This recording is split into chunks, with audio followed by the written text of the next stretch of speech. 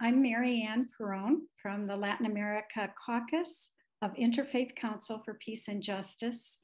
We usually say ICPJ, so when you hear that, you'll know we're talking about the Interfaith Council. We warmly welcome all of you, even though we're here in frigid Michigan, and welcome you to this evening. We're really excited and hopeful to hear Lisa Haugard speak with us tonight. We are recording this session, and so just be aware of that. If there's anyone who for any reason does not want to be recorded, you can turn your camera off or not speak at any point, so that's fine.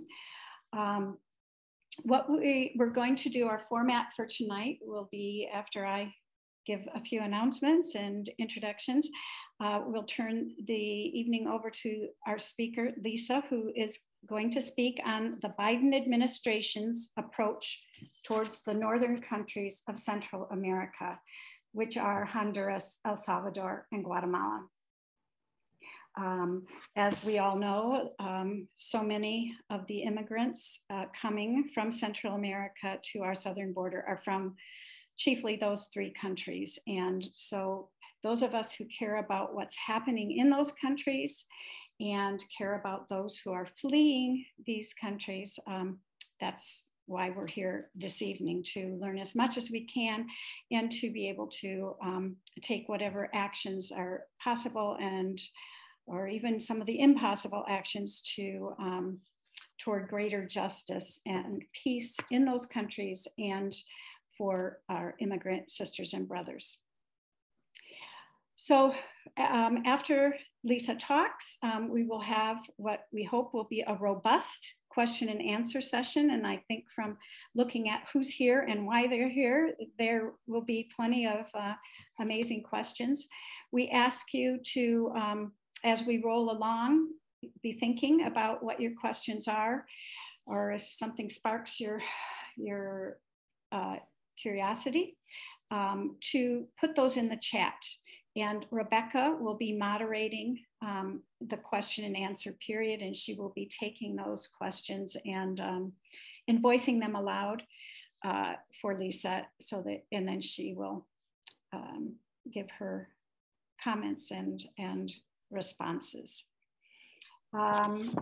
This is part of a series of speakers that we are having from January through May of 2002. You're probably aware of that. We hope you've seen our whole flyer and our whole lineup.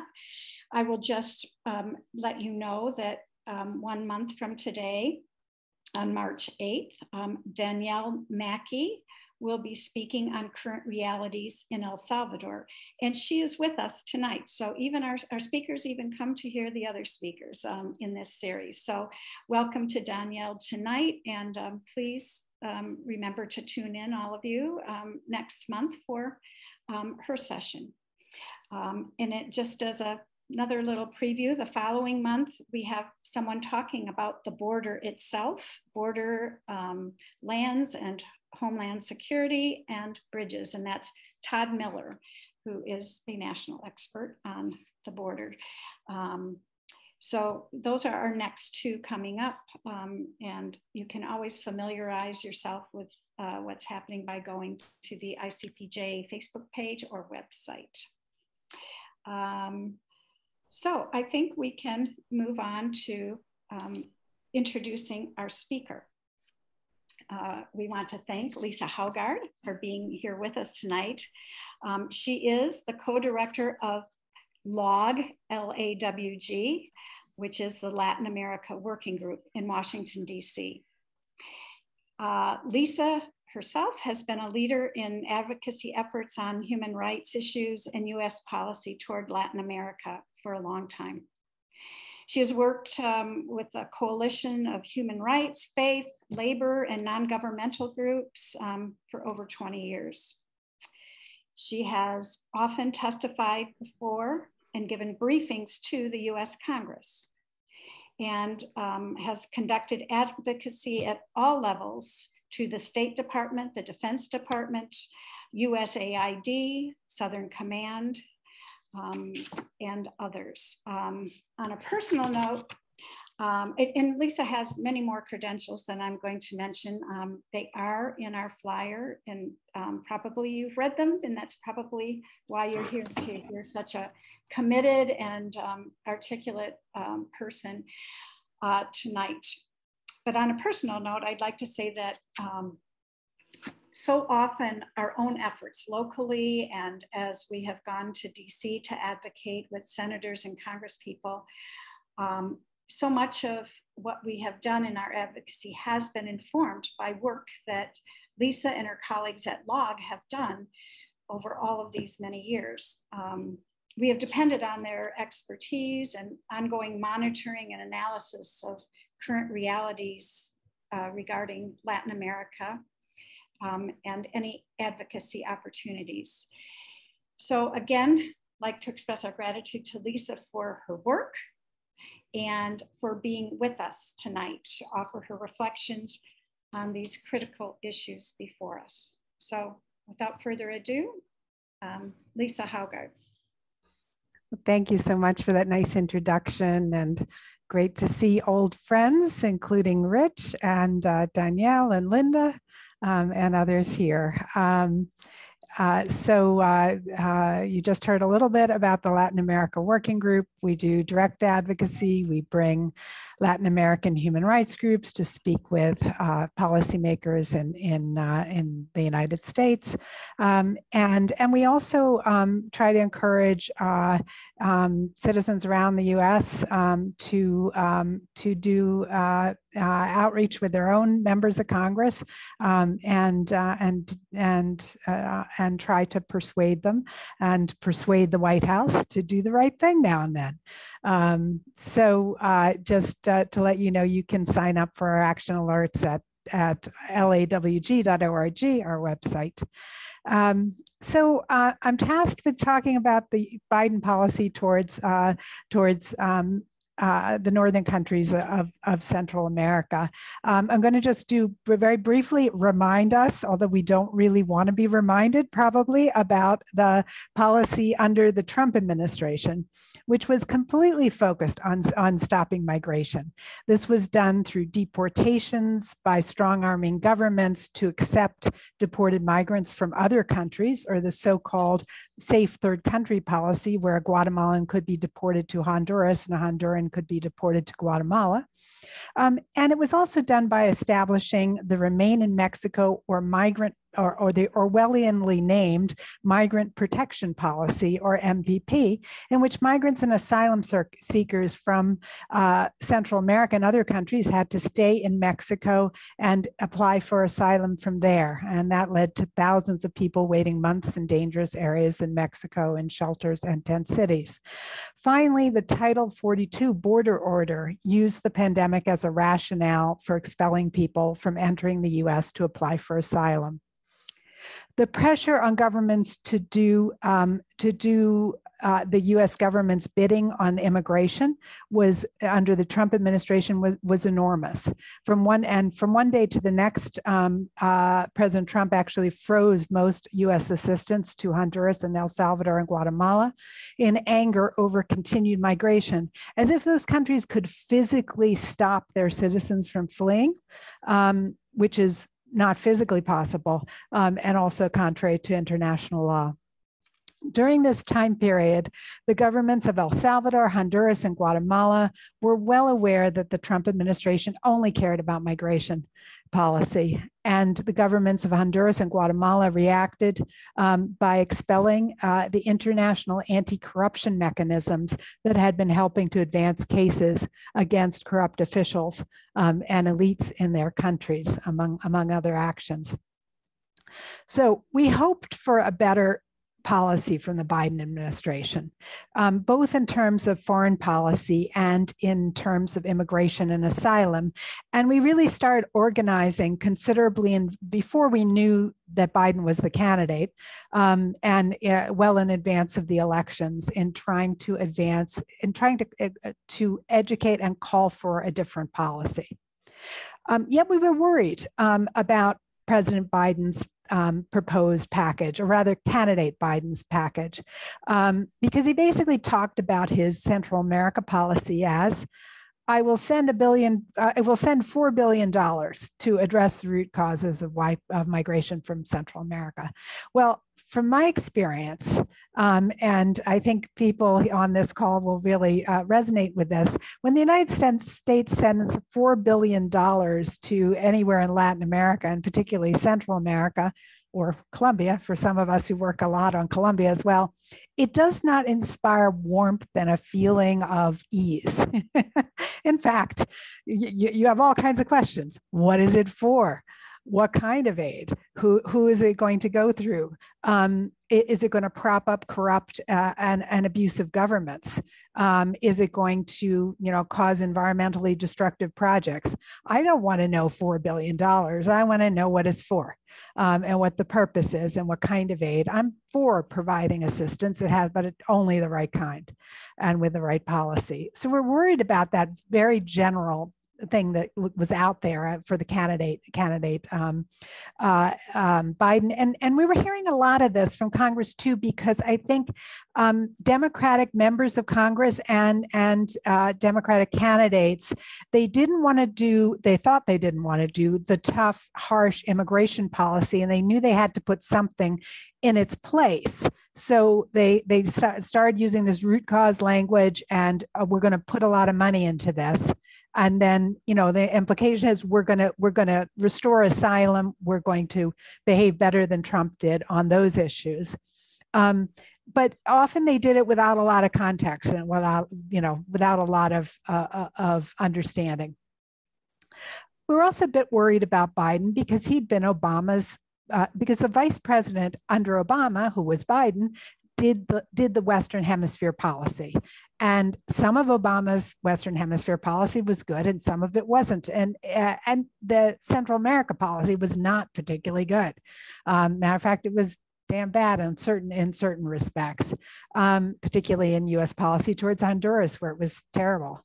And so the fact that Biden had been the Western Hemisphere person in the White House, that didn't end our fears. So we did a lot of work on this, and the basic idea we were trying to convey is that you need to stand not with corrupt officials, but with the people working for change in these countries. And then any assistance has to be carefully targeted.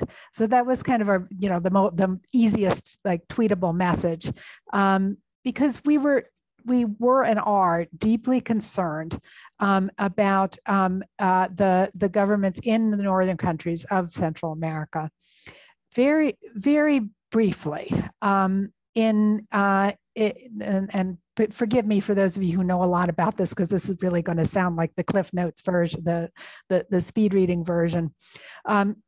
In Guatemala, during the Trump administration, the government shut down or didn't renew the mandate of CICIG, which was the UN-led anti-corruption mechanism that was making real strides in addressing corruption and impunity in that country. More recently, during the Biden administration, the head of the national unit investigating corruption was forced to flee the country. The legislature just passed a restrictive law affecting NGOs that just has gone into effect. Judges who are trying to uphold the law and work for justice find themselves facing trumped-up charges, and human rights defenders, particularly indigenous community leaders, are facing legal charges, threats, and attacks. In El Salvador, Bukele's government and the legislature dominated by his party have taken a disturbing authoritarian turn. The legislature dismissed the attorney general and the entire constitutional court. Journalists and human rights groups are under threat. The legislature has just considered a foreign agent registration law that would make it that could have forced groups receiving international funding to close up shop, although government did pull back on that, at least temporarily, under international pressure. And meanwhile, in Honduras, the National Party's Juan Orlando Hernandez was deeply mired in corrupt activities. Indeed, the Southern District of New York Court, which had a case against his brother and convicted his brother and other Honduran officials, had information that Juan Orlando Hernandez had accepted large bribes from drug traffickers. Hernandez's rule was terribly abusive. Security forces were brutal. And Honduras was is still one of the world's most dangerous places for environmental and land rights defenders, as well as a very dangerous place for labor unionists and other human rights defenders. A series of corrupt and abusive governments led Honduras since the 2009 coup.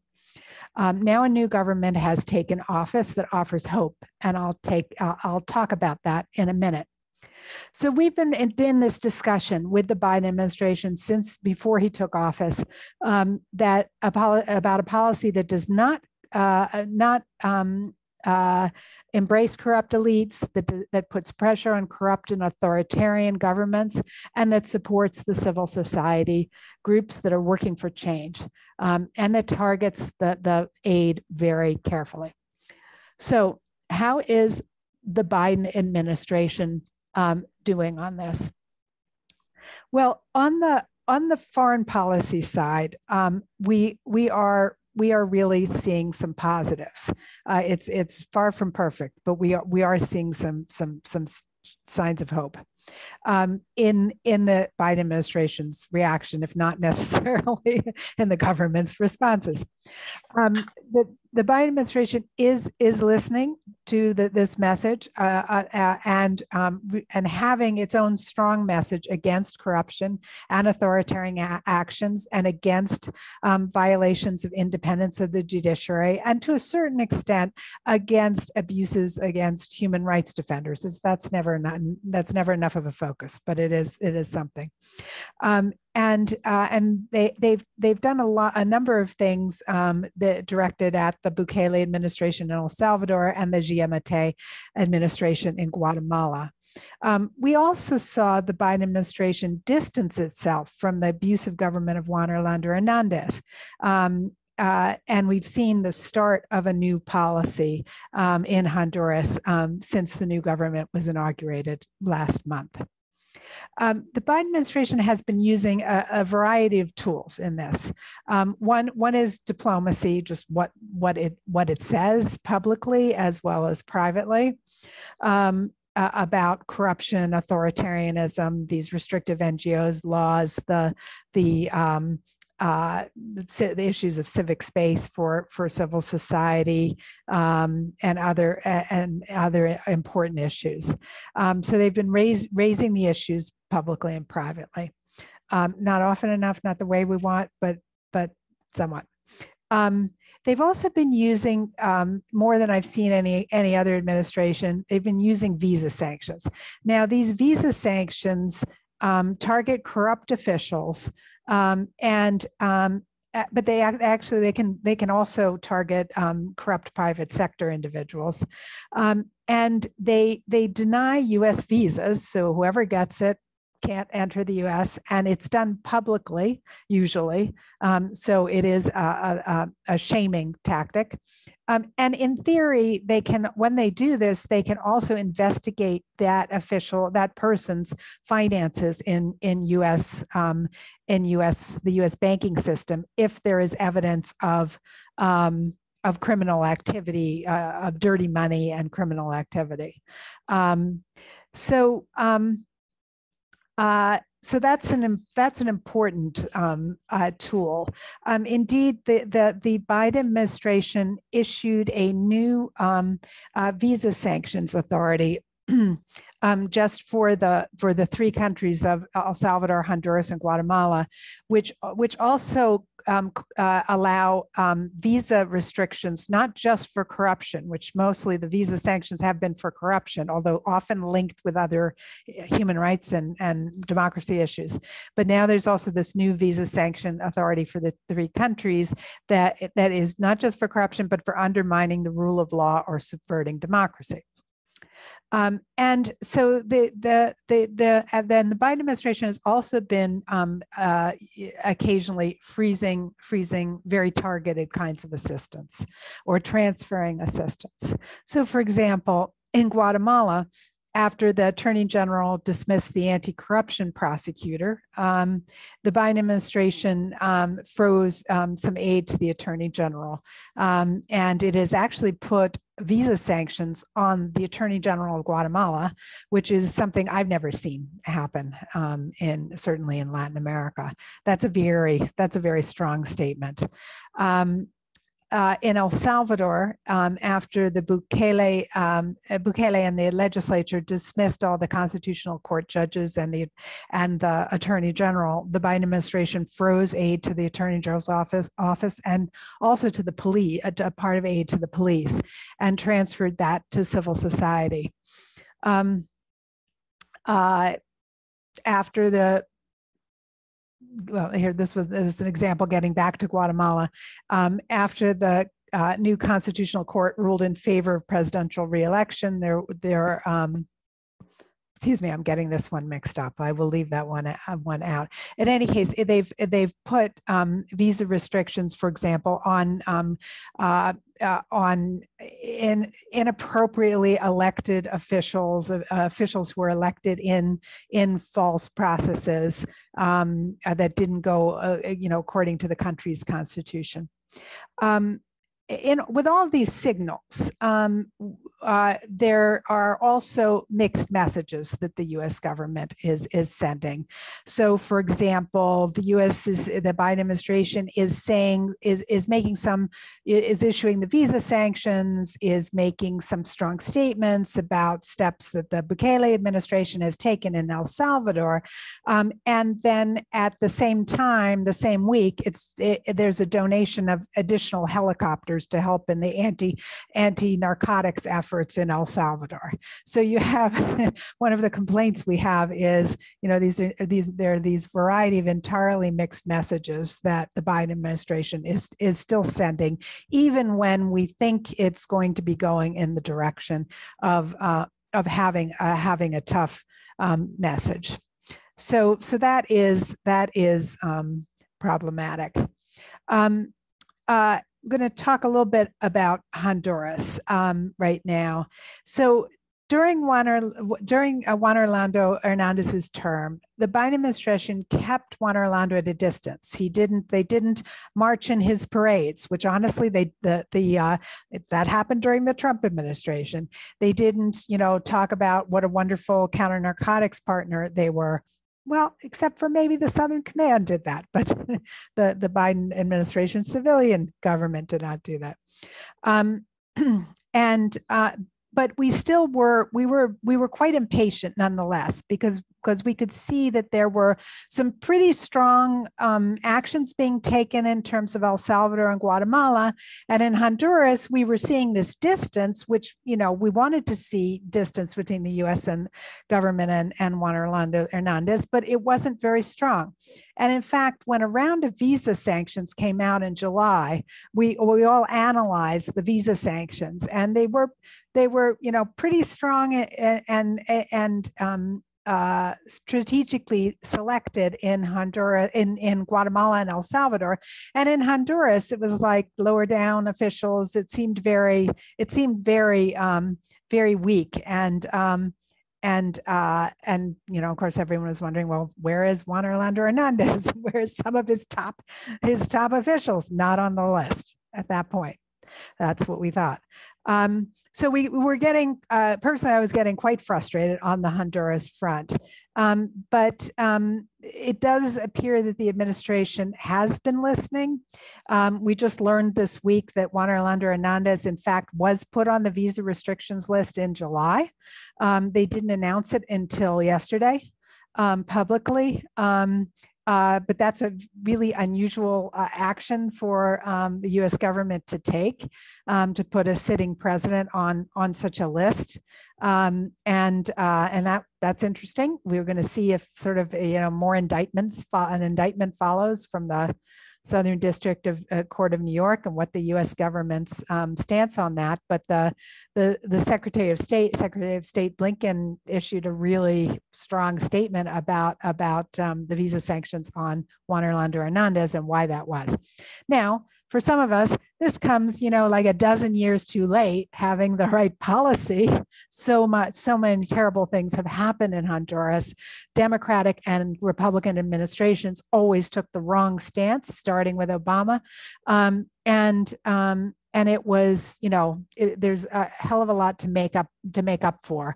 But this is step in the right direction. And the administration sent the top Latin America official before the elections with the message of calling for free and fair elections. We were doing a lot of advocacy out of concern that there would be protests and then a brutal crackdown like there was in the 2017 elections. So we were letting the State Department know that was a primary concern. They had to watch out for it, and that we were worried about fraud. And they were worried about fraud. But once Xiomara Castro won, and it was a very strong win, and she comes from the Libre Party. She is the wife of the person who was thrown out in the 2009 coup, and she has a very strong track record of her own, working with social movements and her party since the 2009 coup. So she represents a real change. And what was really heartening to me was that the Biden administration very soon recognized that she had won, announced that they would work with her, and then sent high-level officials from state and USAID to meet with her transition team, prior to taking office, to talk about the ways that the U.S. could support her agenda, particularly on issues of common concern, including corruption, and addressing the root causes of why people are fleeing, which includes that. So I can't stress how much, and I think, Rich, you're going to understand me in this. I think some other people will really understand me. It is really unusual for the U.S. government, Democratic or Republican administration, to welcome a leftist government in Latin America, and particularly in Central America. It has happened, but it is rare. So I see that as very positive. And I do see the vice president attending the inauguration as a positive signal. Now we're going to see how that's going to go. There's going to be a backlash from conservative members of Congress about the U.S. supporting a leftist government in Honduras.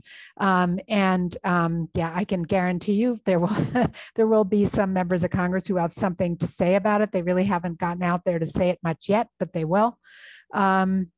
And we'll see how that goes.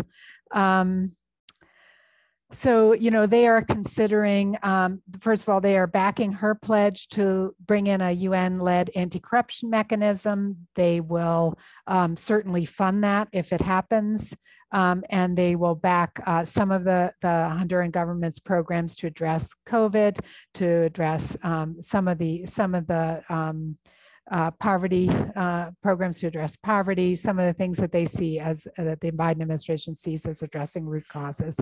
And we'll see how that goes. But it's an interesting development. So those are the, I think it was Marianne, I think you said something about, doing the impossible advocacy and asking for the impossible things, and pretty much working on advocacy on U.S. policy towards Latin America is a work of Don Quixote, and an impossible advocacy, whether we do it here or you're doing it with your members of Congress or wherever, or through these talks and however else you're doing it. It's 200 years go against us. It's hard. And so, but I can say and I think the way I survive personally is just by seeing the small, bits of progress we can see. But it's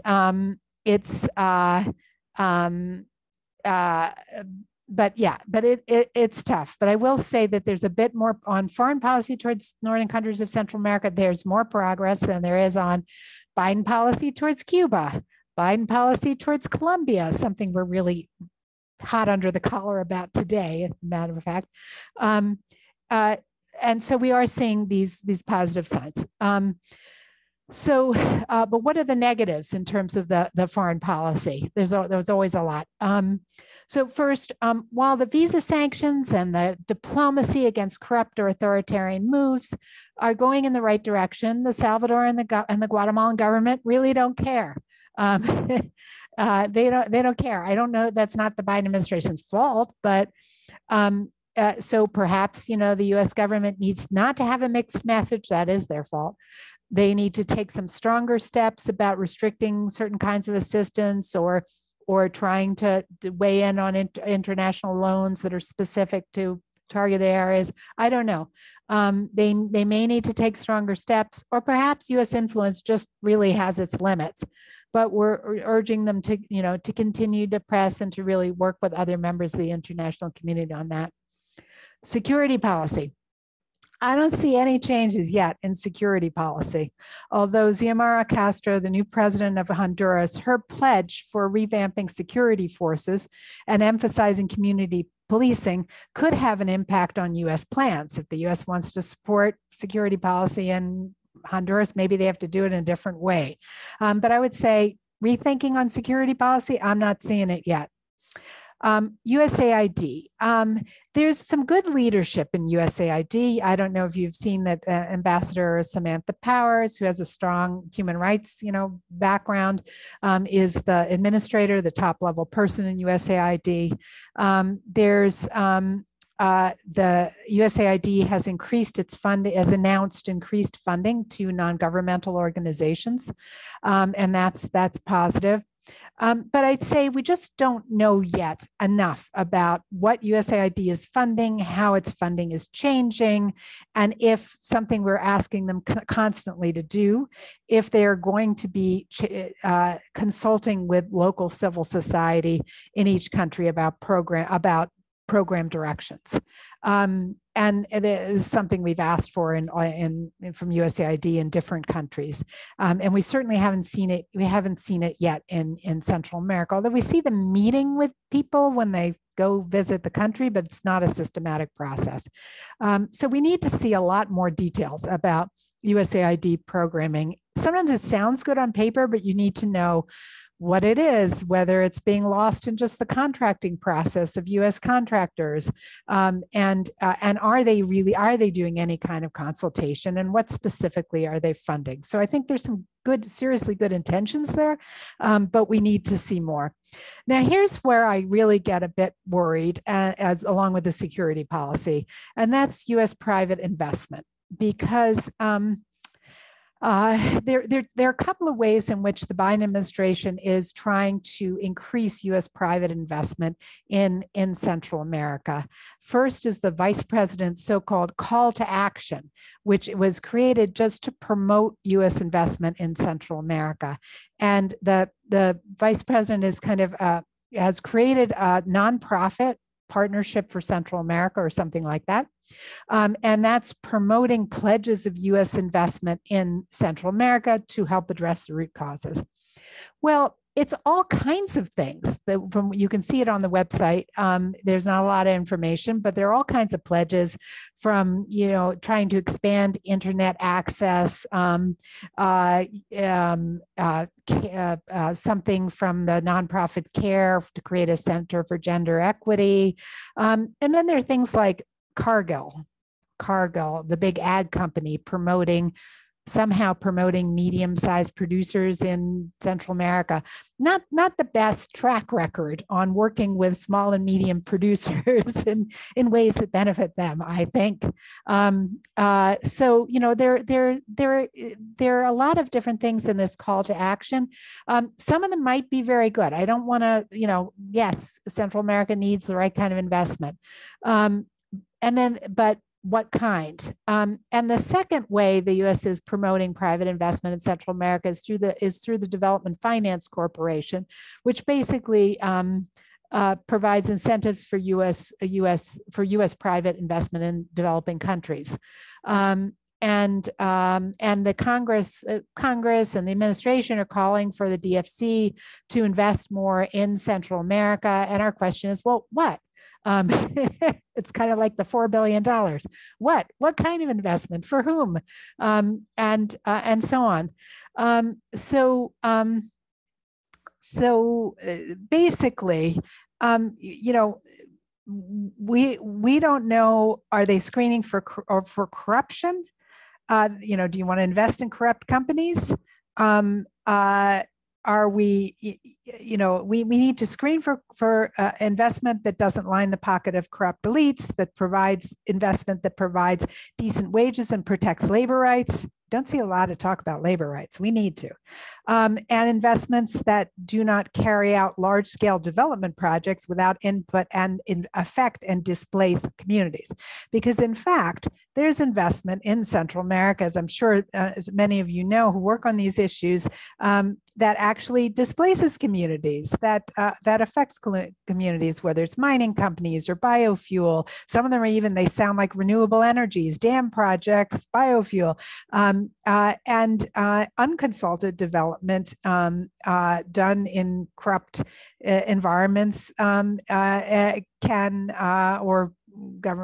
environments where rights are not respected in general, can in fact you know, promote displacement, not address the root causes of forced migration. So those are some of the issues of areas of concerns on the foreign policy side that we see right now, at the same time as we see some positive developments on corruption, on diplomacy about corruption, using some limited targeted sanctions when needed, and also this promising outreach to the new government of Honduras. Now, I'm going to talk briefly about the immigration side because my expertise is actually more on the foreign policy side, although my colleague at LOG, Daniela Bergi-Palomino, is very focused on immigration and restoring asylum. So I would just say that on the Biden administration, on the immigration side, it's more frustrating than the foreign policy side right now. The positives are very limited. I think everyone is really who advocated for restoring asylum and for protecting migrant and asylum seekers' rights and are really, really deeply frustrated and angry at this point. And what are the positives? The administration has extended temporary protected status for Hondurans, Nicaraguans, and Salvadorans and Haitians. And this is really important because that's hundreds of thousands of people, like 300,000 people in the United States who've lived many years in the United States, many of them, and who are, you know, members of our communities. And their TPS was running out, it was not going to get extended under their temporary protected status, giving them legal status in the US was running out and was not extended under Trump, and the Biden administration did extend that. We want them to do more. We wanted them to create new designations for those countries plus Guatemala based on the hurricanes. Didn't do that, but the extension was important and something that we and many, many others advocated for. The Biden administration also tried to end the Remain in Mexico policy, where people are forced to wait in Mexico. And in fact, the Biden administration processed over 13,000 people who had been waiting in Mexico into the United States to apply for asylum. That's good. But then there was a court case from I think the state of Texas that stopped this, and the Biden administration was forced to reinstate the policy. And from what we're not happy with the policy as reinstated, we don't see, huge differences in the way it's operating, and we're left with the same really inhumane policy. The Biden administration did restore some positive asylum policies that the Trump administration had erased. For example, the Trump administration had directed judges to not to accept domestic violence as a reason as a rationale for asylum. Biden administration reversed that directive. And the internal enforcement in the U.S. is probably less harsh. And unaccompanied minors are allowed in the United States. However, the Biden administration is actually expelling more people from the borders. The Biden administration never revoked Title 42 border order, the one that used the pandemic as the excuse to not allow people in the United States to apply for asylum. And of course, as we said before, was forced to reinstate the Remain in Mexico policy.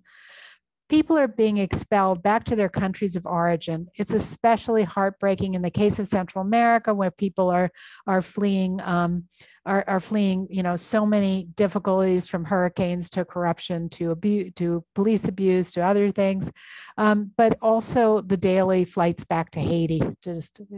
And some of those Haitian people from Haiti had lived for years in other countries in Latin America since the earthquake, and then were expelled back to Haiti. So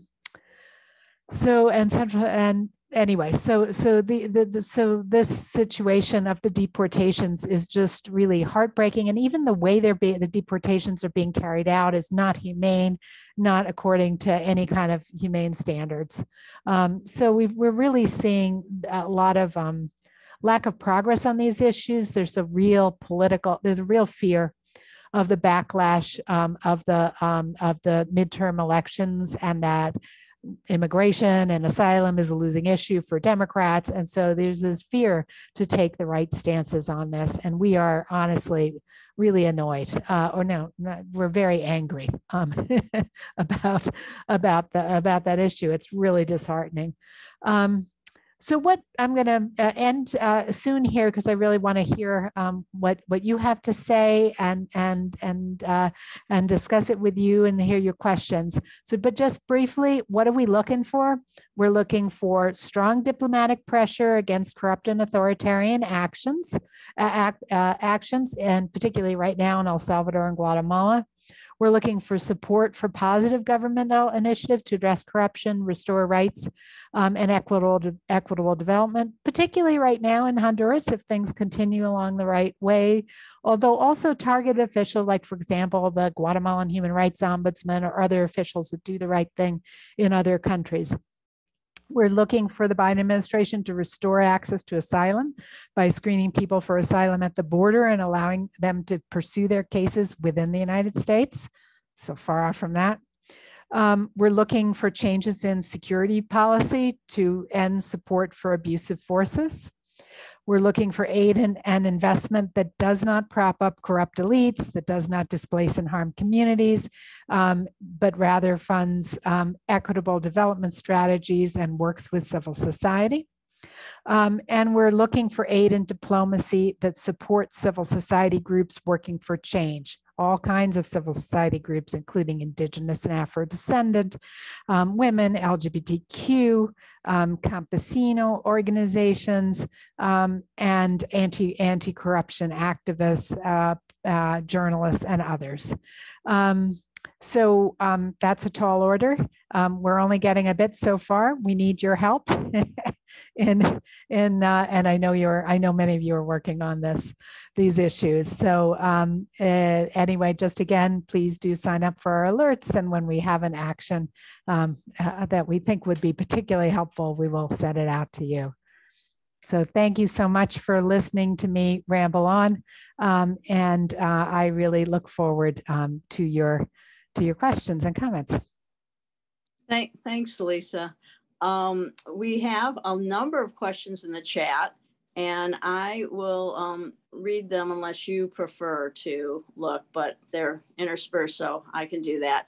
And if anyone wants to ask a question yourself, use the raise hand function, and then you'll pop up and I'll be able to see, or one of my colleagues in the committee can also do that. So the first question was asked a while ago. Scott asked, where did the $4 billion go?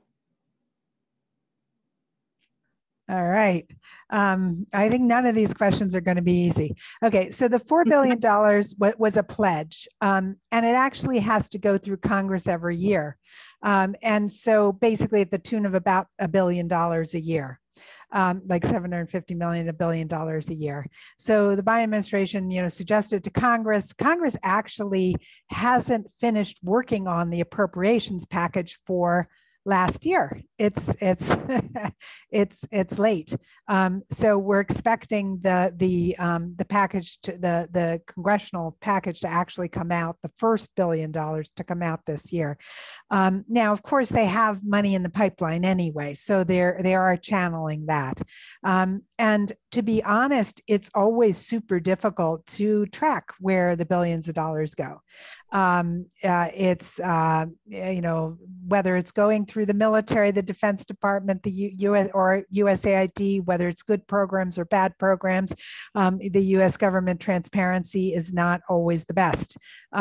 So it is difficult, but it is in fact a bit early to say, since even the first official package has not made it through the Congress yet, although should do so shortly. All right.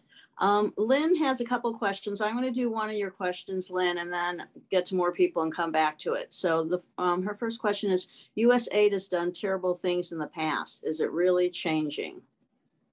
AID. I have a somewhat nuanced view of USAID. It's always too bureaucratic. It is always too much money going through contractors, but there are some programs that are good. What I get frustrated with is the lack of transparency and the lack of consultation of civil society in most countries. There is a process of consultation for civil society groups in Colombia and the United States. In Colombia, we've been trying to push that or a better version of that in Central America. But that has led to positive programs in Colombia, just to give you an example, including direct funding, not through contractors, for indigenous groups and Afro-Colombian groups. So it is possible for USAID to provide positive funding both to non-governmental organizations and to specific targeted governmental institutions, but it really requires a lot of pressure and a lot of tracking, and a lot of it is wasted. There's a pretty good team in USAID. I think with pressure, we'll see where we go. There are certain endemic problems about the whole contracting system that I don't expect will be radically changed, even though there is kind of a pledge to get out more money to NGOs. Thank you. Josh, would you like to unmute and ask your question? Sure, thank you. First of all, thank you so much, Lisa. This has been really wonderful hearing from you. When you were talking about the administration making, positive statements about El Salvador, but in the same week making these donations of military helicopters, is your sense that is a an incompetence of the left hand not knowing what the right hand is doing, or a real policy of saying one thing and I don't know, doing another maybe? Do you have any sort of analysis of what might have happened there and what we might expect in the future? I can't think that they're that incompetent that it would be actually a mistake, although it's possible. I actually think it's a policy issue of any administration, Democrat or Republican, examining security policy. It's just, you know, the Pentagon runs security policy, the State Department supports it. There's a strong sense that the U.S. government needs to, the U.S. military needs to support every single security force in the Western Hemisphere and the Caribbean, with the exception of Cuba, and I don't know where Nicaragua and Venezuela are. These, well, probably not Venezuela, but they have this absolute need to interact with every single security force, no matter what. And when you question them, it's always, well, if we provide more money for human rights or more this or that, maybe that'll help. And you know, it's a failure of Democratic administrations to tackle this any more seriously than Republican administrations do. In fact, sometimes it's worse. So yeah, it's not. I can't let them off the hook and say they bungled it. They're not looking at it. They're not choosing to look at it. We have a comment from Carlos. As a citizen, I value political information so I can choose more wisely. But as an activist interested in the well-being of Latin Americans, our interest should focus on specific issues that have potential growth. Lisa, do you have a reaction to that?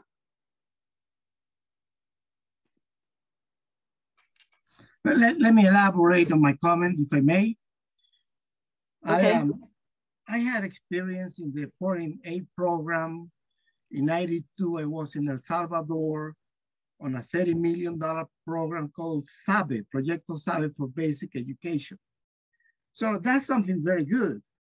I discovered that it was a mask because the Ilopango airport was blown by the FLN, and they needed to increase military aid, and they needed a front, the humanitarian aid. That was not the problem for me. The problem was the bad use of that money printing books where the fruits there were apples and things that the Hondurans don't know, instead of what they grow locally. This lack of authenticity. So I'm talking about a program that is well-intended, serve as used as a cover to finance the military aid, but the program itself created a lot of distortions in the educational system there. So that's something very specific. They had there in El Salvador a wonderful university, the Jesuit UCA, Universidad Centroamericana. And there was almost no collaboration between US researchers and them that could have helped them present some critique to that type of program in education there. That critique could not come from us. That has to come from them. But they have very little development to articulate an opposition to what is presented as a financial aid to the schools, which ended up creating more harm. So when I talk about specifics, the policies are okay. I welcome this information. I learn a lot. I'm a Latin American. You can see by my accent. But for example, ideas that occur to me, this is not a criticism, it's an appeal for guidance. Some of you may know. Would it be possible to set as a task, a task group to develop more capability in local universities when they face an aid program? By the way, USAID has improved tremendously from what I'm describing. They are now coordinating with the Gates Foundation vaccination initiative. It's not just money for the consultant, which is true. I was paid good money when I was a consultant. I'm a witness to that, but it just very little goes to the schools there. So that's I want to present an idea, and I apologize for the abuse of time that I used. Thank you.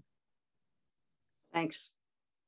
Yeah, no, thank you. That's very thoughtful. One of the things we just keep on saying over and over again is that USAID needs to consult with civil society in each country, and not just with the handful of civil society groups that they're currently funding and that they are comfortable with.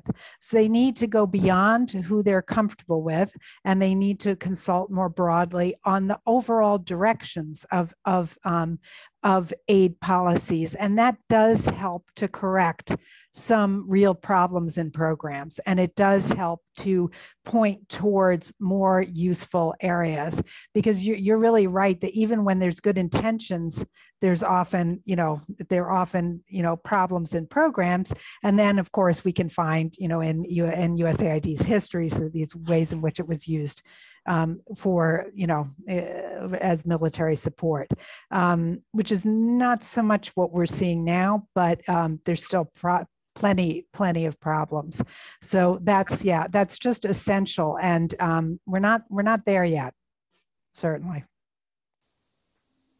Richard asks, is there more to say about U.S. military aid and U.S. military support of those countries' militaries? Well, there's very extensive U.S. assistance to the police and the military in El Salvador, Guatemala, and Honduras. Our position has always been, don't do it. pretty simple. But it falls on some deaf ears. Sometimes we do get Congress to either put conditions on assistance, and there are conditions on assistance, and also to ban certain kinds of military aid. And actually, one category of military aid to El Salvador, Guatemala, and Honduras has been banned by the Congress in the last appropriation cycle. But there's still a lot of aid through the Defense Department and State Department. One particular concern I have is that the U.S. has supported militarized law enforcement. Says it doesn't, but it does. And whether there's sort of joint police military patrols or and so on, and that's something we really oppose really strongly based on our partners in those countries. One particular issue right now in the last few years has been the military police in Honduras.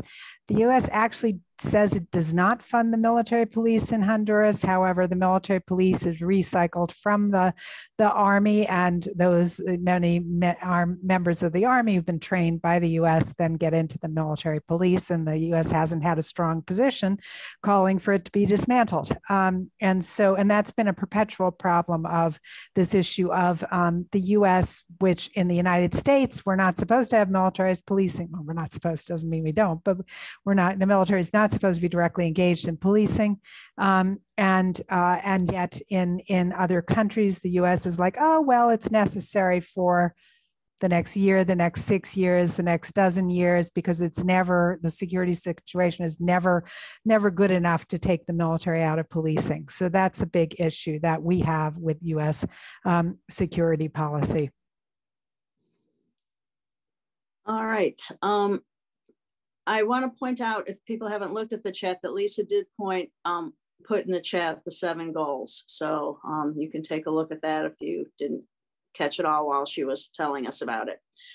Tara asks, has the Biden administration discussed any other future plans to move towards more comprehensive immigration reforms to create pathways to citizenship? I have not seen anything. It's really distressing. I mean, we thought we might see, the DACA really move forward. There were in the initial days of the Biden administration, there were immigration bills in Congress, including sort of legislation affecting Central America that seemed like they were going to put in some immigration issues, but those bills did not advance. There is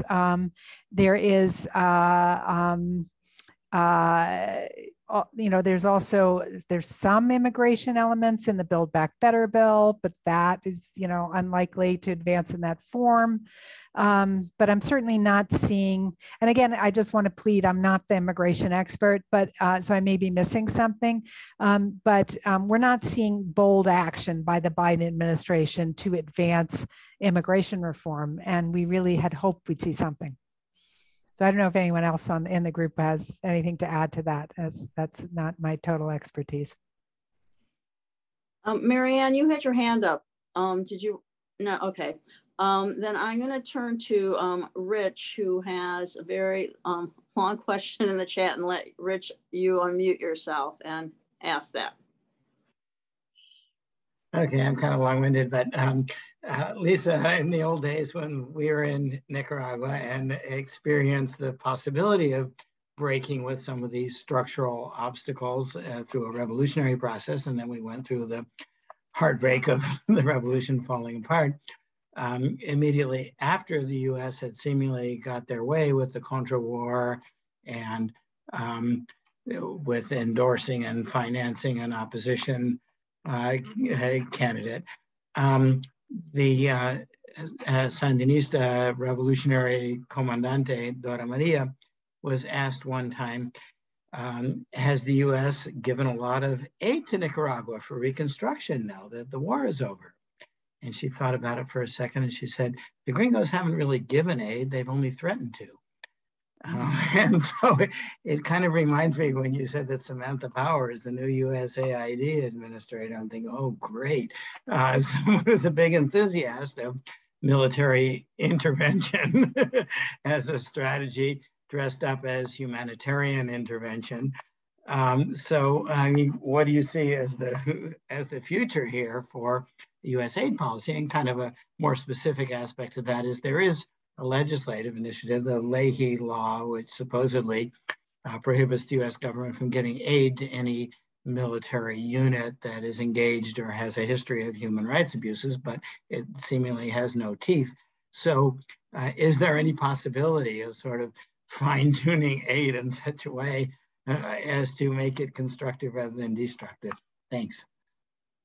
Yeah, you just give me the easy questions, Rich. So, I mean, I don't know that U.S. security assistance can ever be very helpful, in my view. No matter how many human rights courses they tack on, it is a sign of U.S. support, and it often makes abusive military forces stronger. That's been my experience over many, many years. And so, I see few ways of reforming military assistance. There is a Leahy Law. We do support the Leahy Law. We try to make it work. It doesn't work all that well. There are also sometimes country conditions on security assistance that are a little easier to raise because you don't have to tie it to a specific unit. That has had some moments when it worked. For example, during the false positive scandal and the massive extrajudicial executions in Colombia, at one point, $110 million of security assistance was frozen by Senator Leahy. So using the country conditions on Colombia. So there's some, and that did help actually bring down extrajudicial executions in Colombia, but it was one factor. But those moments are rare, and usually military assistance props up corrupt and abusive militaries. Other kinds of assistance, I think it depends on what, and I think can be helpful. I think you have to look really carefully about what kinds of assistance. I think that there are positive USAID programs, and I think I just kind of think of it as our job to try to, my job, not your job, to try to push it in as much as possible in the right direction, including by actually talking to civil society groups in country. And yeah, I do think there can be some positive assistance. And then there's going to be one way or another, the U.S. is going to provide some kinds of support. And so, my view is you have to try to change it in my view. But yeah, so I do make a real distinction. That said, there's definitely USAID assistance that is not helpful, no question. And it really is complicated, and it's never the kind of degree of transparency that you really need in order to evaluate it is another huge problem. Here is a question on the Fair Trade Agreement for Central America and the Caribbean from Edgar. What steps are taken to generate economic opportunities for Central Americans? Opening markets for exports to US, encourage US factories to move to Honduras or El Salvador?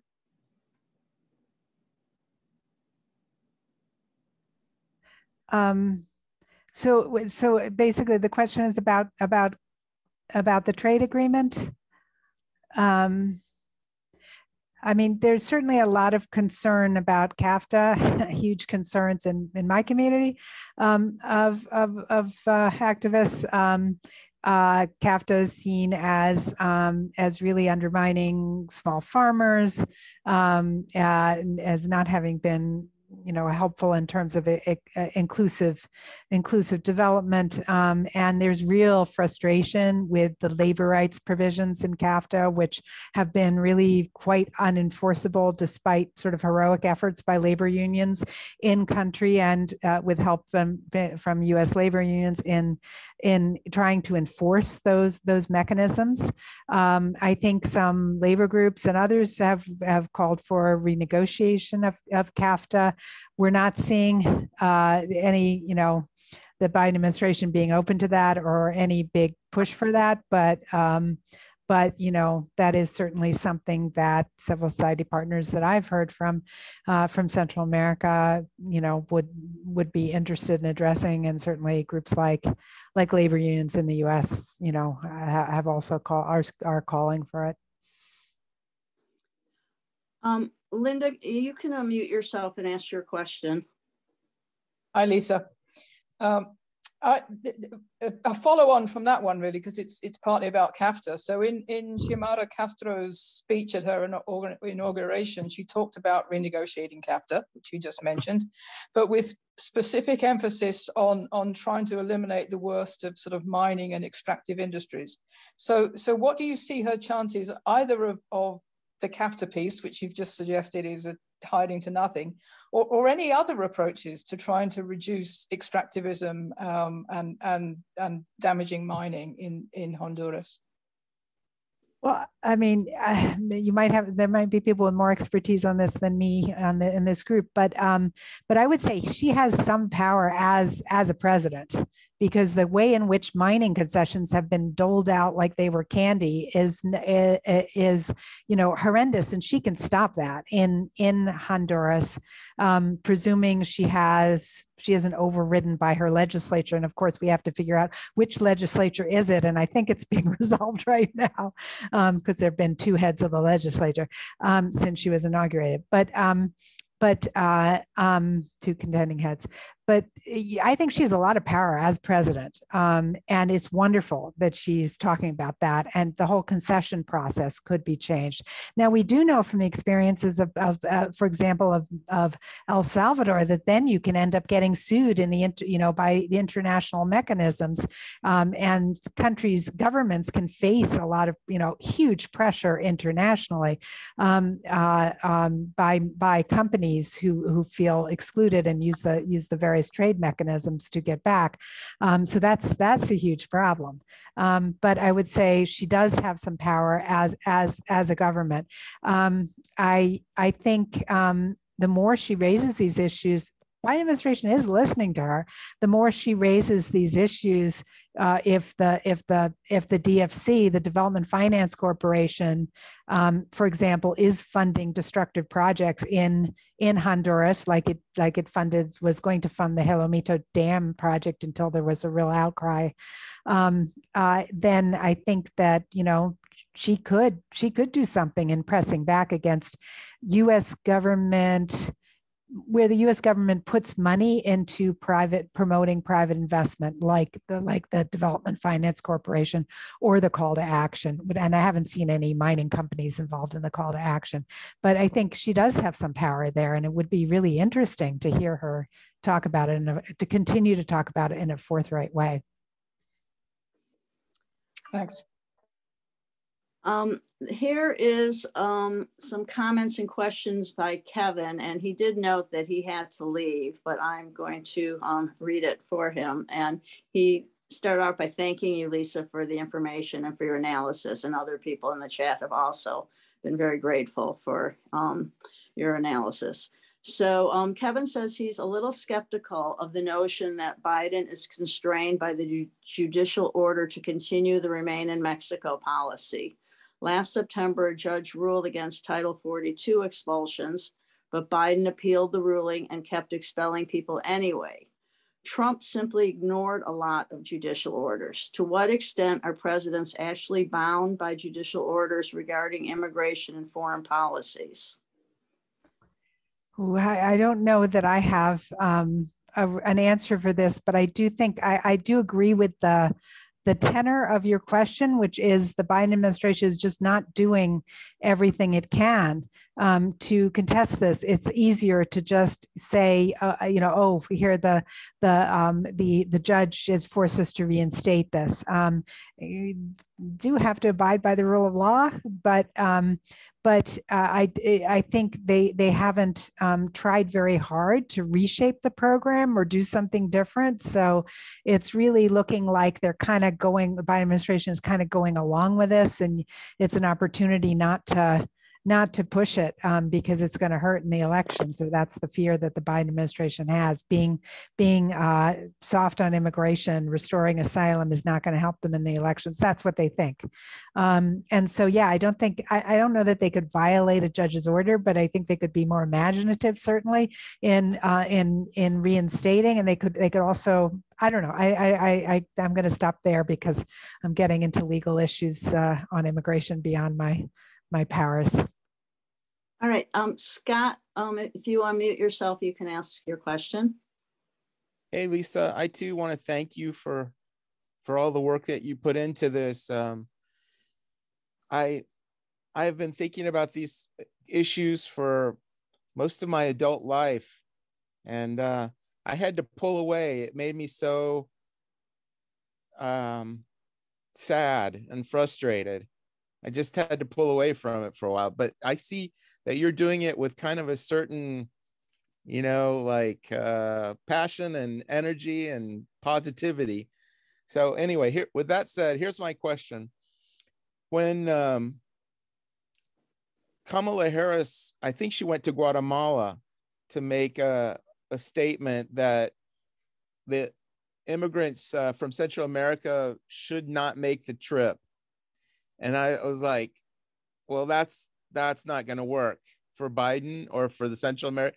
That was like the very worst thing that could possibly be said. So I just wondered if you had some perceptions of how that was, reverberated either in Central America or in DC. Thank you. We hated that. We hated that statement. It had a horrible impact in the immigration community, anyone who cares about migrant rights. It's also incredibly frustrating to us that the U.S. government it thinks that you can do these little campaigns, public service campaigns. Don't flee your country because it's dangerous. People are fleeing because nobody leaves their home, sells their hard, or the little house that they've constructed out of every last little bit of effort, and leaves their home and their language and their, and where they live and where they can buy the food they like to eat. And leaves for the fun of it and takes that trip for the fun of it. It's just so these programs, which Democratic and Republican administrations do, are incredibly stupid to just warn of the dangers. So we get really frustrated with that. I know Kamala Harris. It's kind of like Let's give the vice president the worst tasks in which she can not possibly win. Let's give her Central America. Let's give her voting rights. I do feel like she's a bit dumped by the Biden administration, not to excuse, when she gets things wrong, but I do think that she is put in an impossible position, and also that she has listened on the corruption message a bit. But it's this very inherently political thing, actually, of making the vice president in charge of Central America policy. I don't agree with that decision. I don't agree with the vice president getting Western Hemisphere under Obama. It's inherently political. It politicizes Latin America policy. It makes it hard. It makes it kind of inaccessible, untransparent, and subject to whim. And so I don't think it's the right thing to do. So she's said some good things. She's said some bad things, and you pointed that out really well. But the whole thing is untenable and not the best way to structure a government. So if I could just follow up just for a sec, you alluded to something about Colombia today that went really awry. If you could just explain that one. Oh, I would be really happy to. Linda was with me on this. Okay, so there is a high-level dialogue in Colombia, partnership dialogue going on between the U.S. and Colombia right now. In the past, sometimes State Department would reach out to human rights groups and ask them, what do you want on the agenda? When at least give an opportunity. That did not happen. The Biden administration is reaching out on Central America. It's not reaching out on Colombia. Colombia had horrendous, horrible police brutality last year. I was part of an international mission to look at the police brutality that took place all over Colombia. But I was sent to Cali, which was a scene of the worst police brutality. And we interviewed dozens and dozens of victims of horrific police brutality. Young people were killed. Dozens of young people were killed. They were maimed.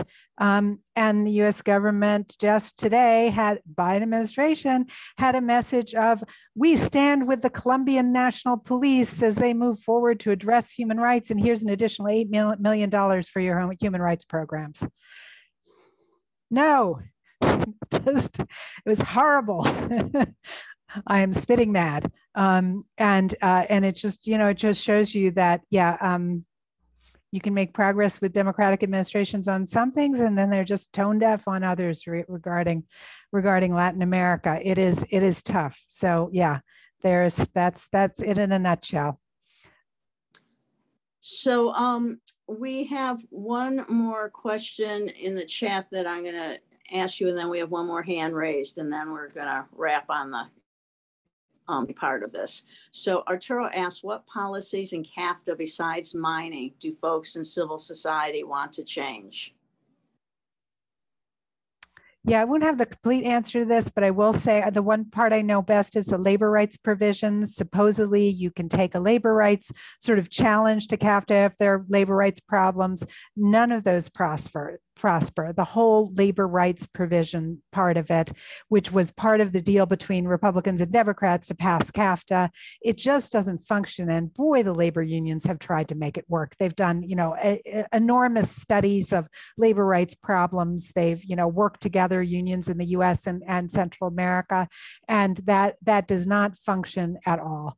But other things would be the impact on the importance of being able to protect food grown for self-sufficiency and food for local markets, and the way that CAFTA devastates that. I'm sure there's a lot more, but just point out those two. All right, and now we just have one more question. We have time for one more question. We had very great participation in the chat. So Luca DeCola, you can unmute and ask your question. Hi, Lisa. Thanks so much for your time. You just spoke to this, that in March of 2021, the International Narcotics Control Strategy Report kind of spoke to the Colombian police and military forces bravery.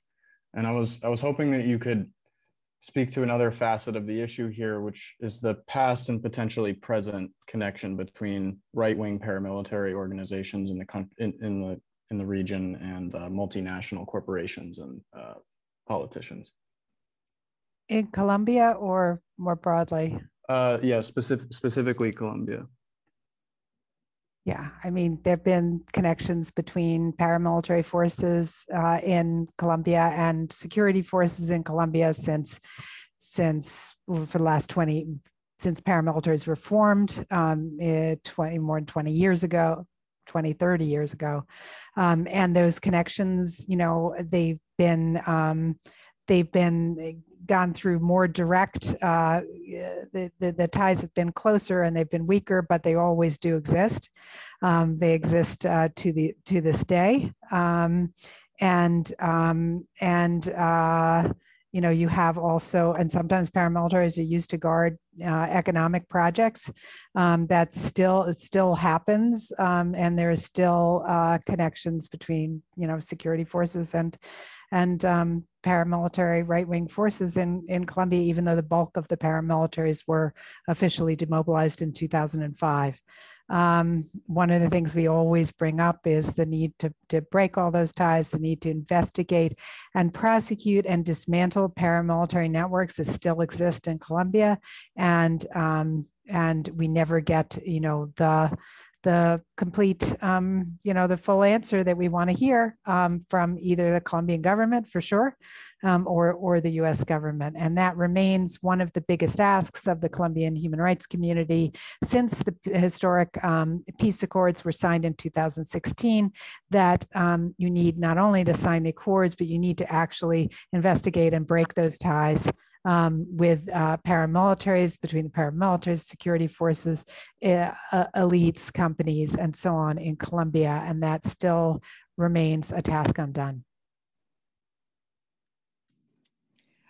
Well, Lisa, thank you. Thank you very much for everything that you've given us this evening.